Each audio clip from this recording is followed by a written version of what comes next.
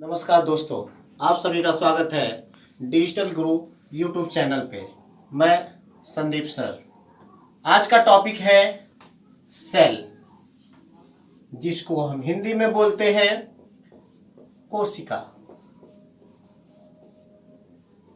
आज हम आपको कोशिका के बारे में बताएंगे, कोशिका का संक्षिप्त इतिहास बताएंगे, कोशिका की खोज किसने किया था, कब हुआ था, और यह कोशिका हमारे जो ह्यूमन बॉडी है या जो लिविंग प्रोसेस में जो जीव जंतु हैं उनके शरीर में इस कोशिका का, इस सेल का क्या भूमिका है। तो सबसे पहले हम स्टार्ट करते हैं कोशिका की परिभाषा से। तो कोशिका की परिभाषा होती है सर्वप्रथम अंग्रेजी में cell the unit of life. कोशिका जीवन की रचनात्मक, संरचनात्मक एवं आधारभूत इकाई मानी जाती है। कोशिका से हमारे जीवन की रचना संभव हुई है। कोशिका से हमारे जीवन का आधार है। कोशिका से हमारे जीवन का जो संगठन, जो हमारे शरीर का जो मुख्य आधार है, उसका एकमात्र एक अगर कोई प्रमुख बिंदु है तो वो है आपकी कोशिका। कोशिका की खोज सर्वप्रथम सन 1665 ईस्वी में रॉबर्ट हुक नामक वैज्ञानिक ने किया था। रॉबर्ट हुक नामक वैज्ञानिक ने किया था कोशिका की खोज सन 1665 ईस्वी में। रॉबर्ट हुक साहब ने जब कोशिका की खोज किया था तो उस समय इन्होंने इसे सेल्यूला नाम दिया था। सेल्यूला, सर्वप्रथम इसे सेल्यूला नाम दिया गया था, जो प्रचलन में आगे बढ़ते गया और बाद में वो सेल्यूला सेल के रूप में बदल गया। सेल, कोशिका, जीवन की रचनात्मक, संरचनात्मक एवं आधारभूत इकाई। रॉबर्ट हुक ने जब कोशिका की खोज किया था उस समय इन्होंने देखा क्या कि कार्क की एक पतली परत लिया और उस पतली परत को क्या किया, एक श्रृंखला में सजाने का कार्य किया। और उन्होंने जब माइक्रोस्कोप से देखा तो उन्होंने यह देखा कि कार्क की जो परत होती है, कार्क की परत होती क्या, मैं उसके बारे में बता दूंगा। लकड़ी का छाल, जो लकड़ी, जो वृक्ष होते हैं, वृक्ष के आप छाल को देखेंगे तो वो एक दूसरे से ऐसे चढ़े हुए दिखाई देते हैं, या सामान्य भाषा में हम इसे कह सकते हैं मधुमक्खी के छत्ते का आकार का एक श्रृंखला।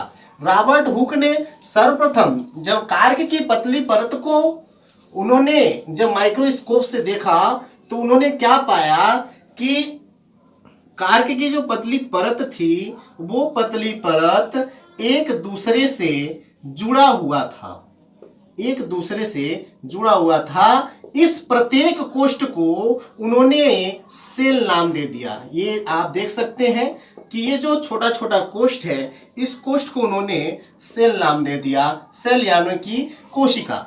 अब आप एक चीज देखेंगे ध्यान से कि एक कोष्ठ दूसरे से जुड़ा है, दूसरा तीसरे से जुड़ा है, तीसरा चौथे से जुड़ा है, ऐसे ये पूरा खंड आपस में क्या हुआ है, जुड़ा हुआ है। इसी को रॉबर्ट हुक ने सेल्यूला नाम दे दिया। बाद में चल के वो सेल्यूला आपके सेल के रूप में यानी कि कोशिका के रूप में प्रचलित हो गया। अब इस सेल का हमारे मनुष्य के जीवन पे या जीव जंतुओं के जीवन पे ये इसको आधार क्यों माना गया, तो उसके बारे में हम आपको डिफाइन करेंगे कि इसे आधार क्यों माना गया। जैसे आपको हम बताते चले, कोशिका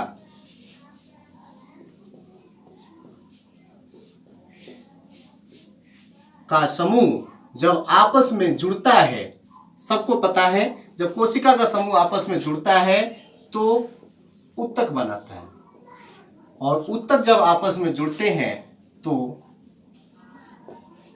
अंग बनाते हैं, और जब अंग आपस में जुड़ते हैं तो एक स्ट्रक्चर बनाते हैं, एक बॉडी बनाते हैं, जिसको हम कहते हैं शरीर।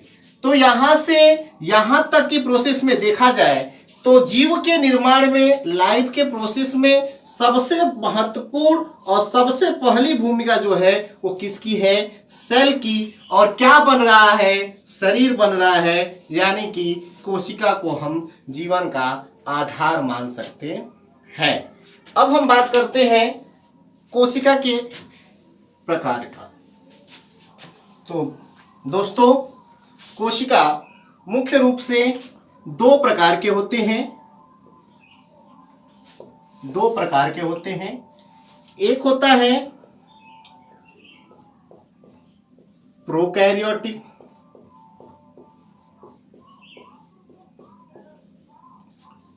और दूसरा होता है यूकैरियोटिक।